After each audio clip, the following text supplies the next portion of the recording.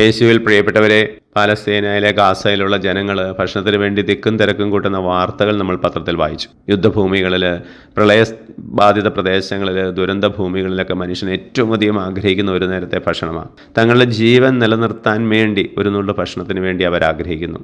എന്നാൽ നമ്മുടെ ഇടയിലൊക്കെ കുറേ പേര് ഭക്ഷിക്കാൻ വേണ്ടി ജീവിക്കുന്നവരുണ്ട്. അമിതമായി ഭക്ഷണം കഴിക്കുന്നവർ, ഭക്ഷണത്തിന് വേണ്ടി അമിതമായി പൈസ മുടക്കുന്നവർ. വചനത്തിലൂടെ കർത്താവ് നമ്മളോട് പറയുന്നു, ഭക്ഷണം കൊണ്ട് പ്രത്യേകിച്ചൊരു ദൈവമനുഷ്യ ബന്ധത്തിൽ പ്രത്യേകിച്ച് നേട്ടമൊന്നും നമ്മൾ ഉണ്ടാക്കുന്നില്ല, കഴിക്കുന്നതോ കഴിക്കാതിരിക്കുന്നതോ വലിയ വ്യത്യാസം വരുത്തുന്നില്ല എന്ന്. നമ്മൾ തീർച്ചയായിട്ടും ജീവിക്കാൻ വേണ്ടി ഭക്ഷിക്കണം. പക്ഷേ ഭക്ഷിക്കാൻ വേണ്ടി നമ്മൾ ജീവിക്കുന്നത് തെറ്റാണ്.